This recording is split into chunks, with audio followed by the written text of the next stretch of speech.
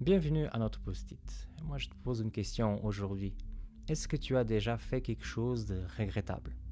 Est-ce que tu as déjà fait quelque chose dont tu te sens coupable? Alors, si tu as déjà passé par là, il faut vraiment écouter ce post-it jusqu'à la fin. Aujourd'hui, je te propose un texte qui se trouve en Psaume, chapitre 32, et le verset 1er et 2e. Il dit comme ça.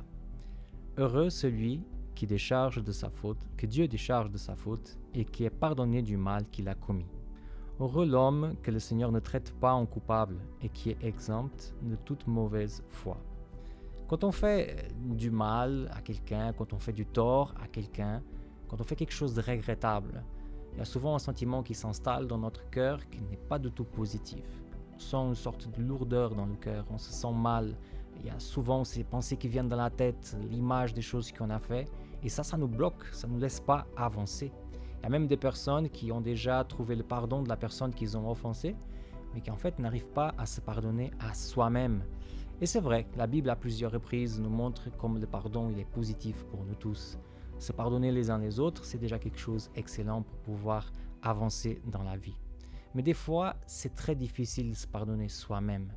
Mais dans ce texte, on a l'exemple de quelqu'un qui en fait avait passé un peu par ça. David avait, oui, fait des choses très regrettables, mais il a trouvé en Dieu une touche supprimée. La même touche que tu as peut-être sur ton ordinateur qui te permet d'effacer des choses, Dieu a aussi cette touche. Et si on fait appel à lui, il pourra appuyer sur cette touche et faire véritablement que notre culpabilité, qui est là dans le cœur, qu'on n'arrive pas à se pardonner, qu'il puisse partir. La question c'est, est-ce que tu veux vraiment que Dieu puisse intervenir dans ta vie?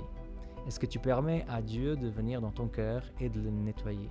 Le texte dit que la personne qui fait ça est une personne heureuse. Veux-tu vraiment être heureux? Moi, je m'appelle Samuel Cunha et c'était le post-it d'aujourd'hui.